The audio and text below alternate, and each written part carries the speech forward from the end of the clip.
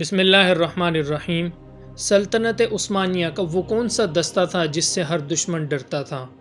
کس فوجی دستے نے سلطنت عثمانیہ کو مضبوط کیا تھا؟ سلطنت عثمانیہ کا سب سے بہترین دستہ کس طرح تیار کیا جاتا تھا؟ فتوحات میں اہم کردار ادا کرنے والا دستہ کون سا تھا؟ چلیے اس بات کو آج جانتے ہیں۔ انسانی تاریخ میں افواج کا ہمیشہ سے اہم کردار رہا ہے۔ ابتدائی معاشروں میں قبائلی جنگجو اپنے قبیلوں کی حفاظت اور علاقے کی توسیع کے لیے سرگرم تھے، جبکہ ترقی یافتہ معاشروں نے منظم افواج کو تشکیل دیا تاکہ داخلی اور خارجی خطرات کا مقابلہ کر سکے۔ ہر تہذیب کی ترقی میں اس کے فوجی نظام کا اہم کردار رہا ہے۔ قدیم مصر، روم، یونان اور چین کی سلطنتوں نے منظم فوجی دستے بنائے جو نہ صرف ملک کی سرحدوں کی حفاظت کرتے بلکہ فتح کی نئی راہیں بھی کھولتے۔ اسی طرح اسلامی فتوحات کے دور میں افواج کی اہمیت مزید بڑھ گئی۔ خلفائے راشدین سے لے کر عباسیوں اور پھر سلجوقیوں تک ہر دور میں افواج نے حکومت کے استحکام اور توسیع میں اہم کردار ادا کیا۔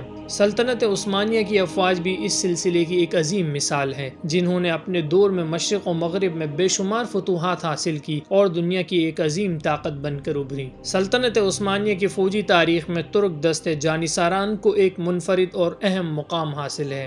اس دستے کا ایک ایسا منفرد دستہ جس نے نہ صرف سلطنت کی توسیع میں اہم کردار ادا کیا بلکہ اس کی داخلی سیاست میں بھی گہرا اثر ڈالا۔ جانیساران کو اکثر جدید فوجی نظام کا ایک پہلا نمونہ قرار دیا جاتا ہے کیونکہ اس میں جدید اسلحے کا استعمال، تربیت کے سخت اصول اور نظم و ضبط پر مبنی ایک منظم فوجی ڈھانچہ موجود تھا۔ جانیساران کی بنیاد 14ویں صدی میں عثمانی سلطان مراد اول کے دور میں رکھی گئی۔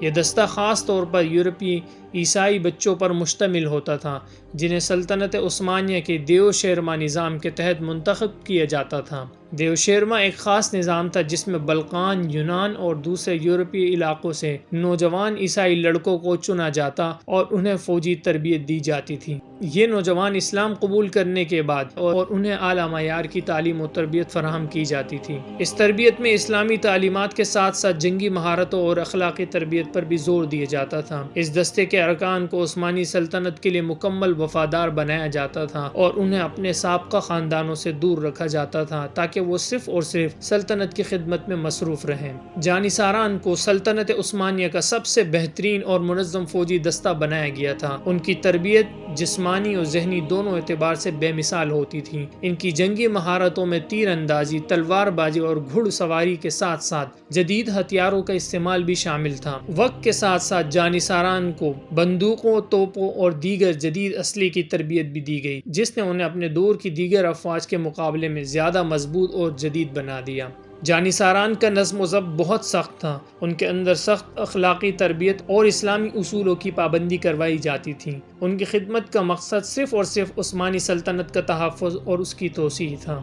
جانیساران کی جنگی صلاحیتیں اور ان کی تنظیمی صلاحیتیں سلطنت عثمانیہ کی فوجی فتوحات میں اہم کردار ادا کرتی تھیں۔ ان کی سب سے مشہور فتح 1453 میں قسطنطنیہ کی فتح تھی جس نے بازنطینی سلطنت کا مکمل خاتمہ کر دیا اور عثمانی سلطنت کو ایک عظیم عالمی طاقت کے طور پر پیش کیا۔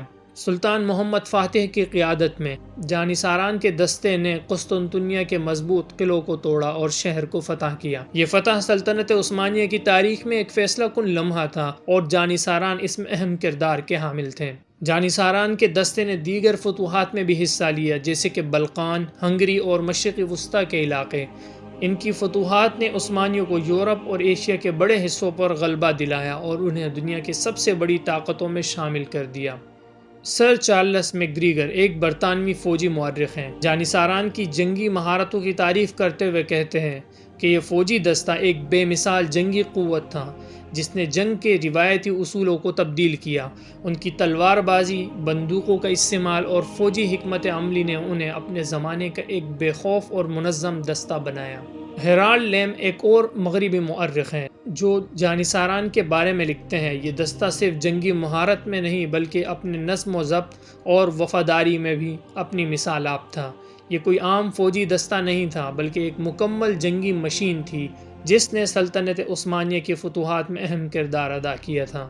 جانیساران نہ صرف جنگی میدان میں بلکہ سلطنت کی داخلی سیاست میں بھی اہمیت رکھتے تھے۔ ان کی بڑھتی ہوئی طاقت نے انہیں صرف ایک فوجی دستے کے بجائے ایک سیاسی قوت بھی بنا دیا تھا۔ انہوں نے کئی بار سلطنت کے حکمرانوں کی تبدیلی میں بھی اہم کردار ادا کیا اور بعض اوقات بادشاہوں کے خلاف بغاوت بھی کی۔ یہی وجہ تھی اس دستے کے اثر و رسوخ نے کئی حکمرانوں کے لیے چیلنجز پیدا کیے۔ وہ بادشاہوں سے اپنے مطالبات منوانے کے لیے باغیانہ رویہ اختیار کرتے اور وقت گزرنے کے ساتھ ان کا نظم و ضبط بھی کمزور ہونے لگا۔